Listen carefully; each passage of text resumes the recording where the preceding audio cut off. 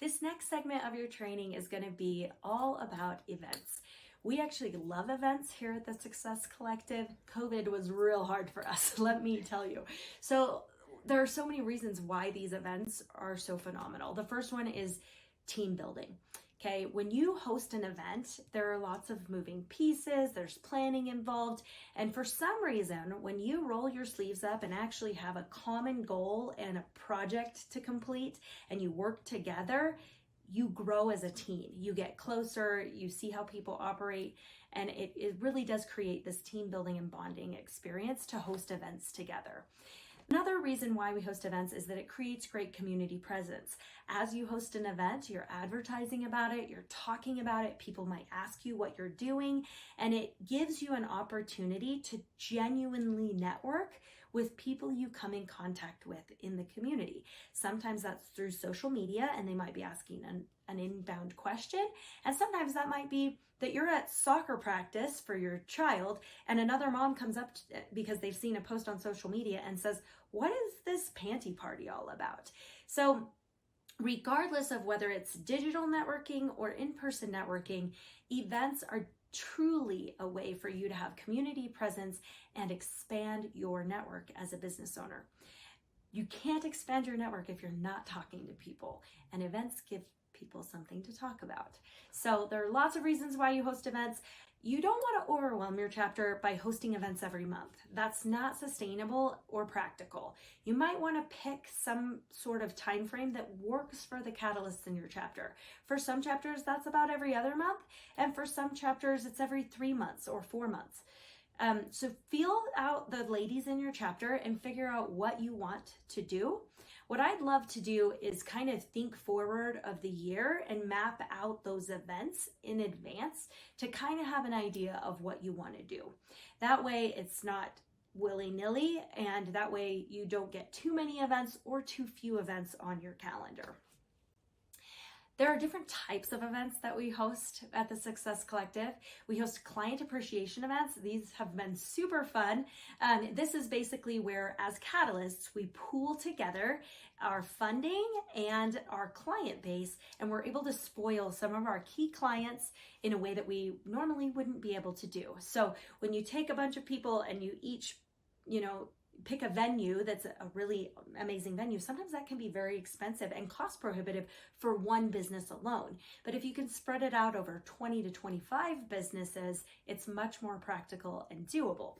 So you could pick a venue. We've done comedy clubs, we've done music entertainment, all sorts of different things. So you can find what is going to work for you guys and plan that, and we have resources available for those client appreciation events. Another type of event that we do is networking events, and these are so dynamic and interactive that they are different than any other networking event I've ever attended, and I have been to a lot. Some of them are the most boring things ever, and it is our job and goal at the Success Collective to make networking fun, connection-based, creative, and just a really enjoyable experience. So work with us on those and we will help you make your networking events amazing. We've also done markets and job fairs. So you can host a pop-up market where you have 20 different vendors, kind of like a farmer's market or a flea market. But we've also helped local high schools or kids in the community to get jobs by having businesses come and host a job fair when employment was needed. So job fairs and markets are a great way to host events as well. The last type of events that we host are philanthropic events where we do something good to serve our community around us. What I would ask you to do is talk with your chapter, feel them out. What are the needs we're seeing in our community? And that's going to look different from one community to the next. As I mentioned before, one of our chapters recognized a need in their community.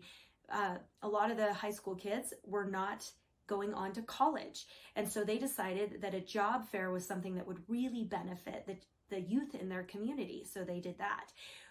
Another chapter recognized that small local businesses were really struggling during COVID. So they hosted a pop-up market for all these small vendors.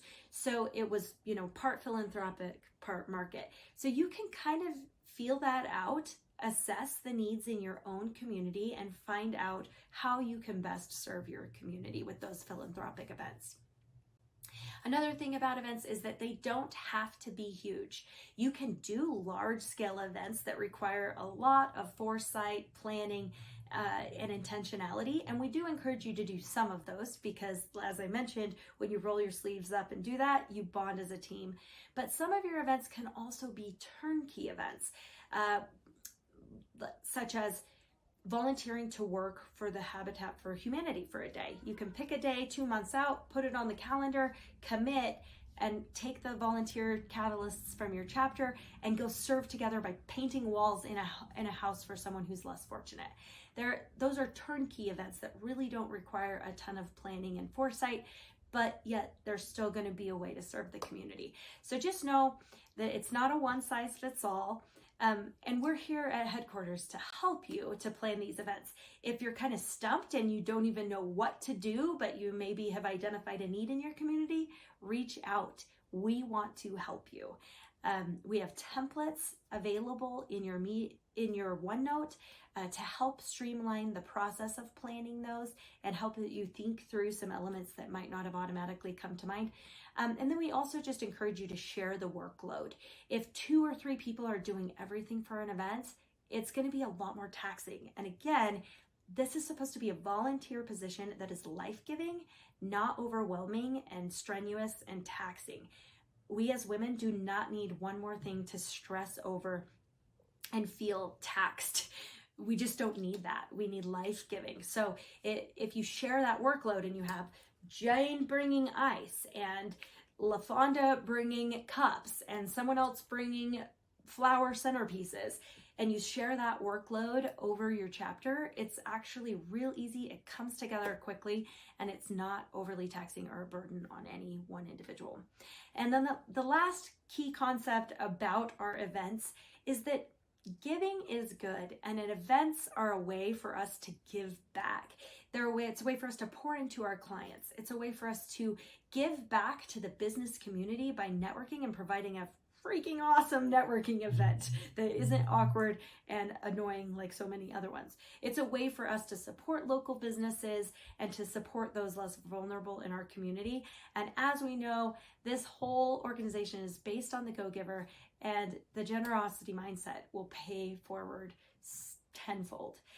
We hope this has been helpful. If you have any other questions on why we do events or how to pull off events, please reach out to us and we will walk you through it.